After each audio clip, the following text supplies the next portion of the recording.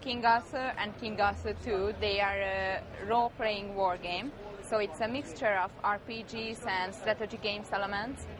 And King Arthur 1 was about uniting. So King Arthur united the land of Britannia at the end of the game, and he gathered the Knights of the Round Table, and peace and prosperity returned to Britannia. He ruled in Camelot. And King Arthur 2, so it begins with a huge mystical catastrophe, and it explains the really dark fantasy setting. So it's much darker than the first game, but it's very important that it's a sequel, but at the same time it's a standalone game. So if somebody didn't play with the first game, with King Arthur, he can play with King Arthur 2, because everything will be explained. So we have a turn-based campaign map and real-time battles. Did you see the E3 trailer?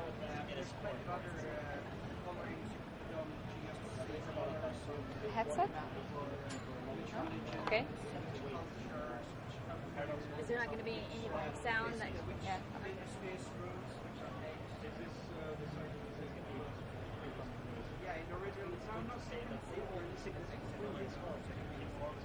It's the Roman Legion.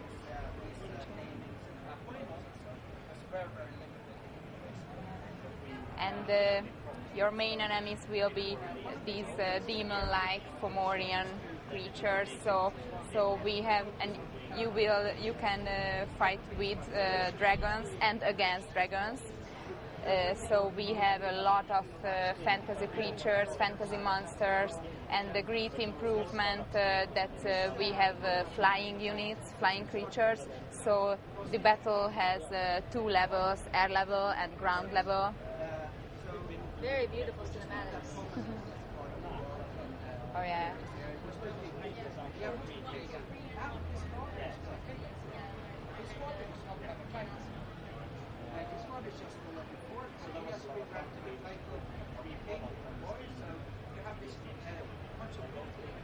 We have a brand new engine. You can see it in the army movement, and we have twice as many soldiers on the battlefield than in King Arthur 1.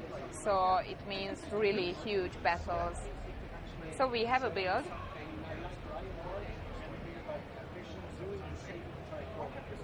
It's an early build, so it's an early alpha version. So we will test it now, from now. So it's our campaign map. Well, it's only a small part of our campaign map, because our campaign map will be twice as big as in King Arthur 1. So it means that in King Arthur 1 the campaign map was in South Britannia, and now it represents the whole Britannia. So it will be twice as big. It's in Middle Britannia. It's only one chapter in the game, the Roman chapter, and the graphic is more detailed in King Arthur 2. So we have a lot of quests in the game.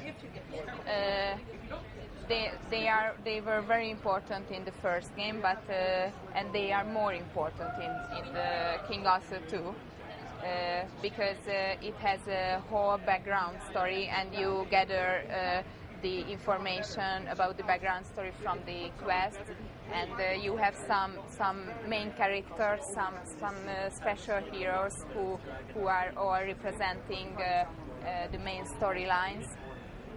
So it's a really story-oriented game.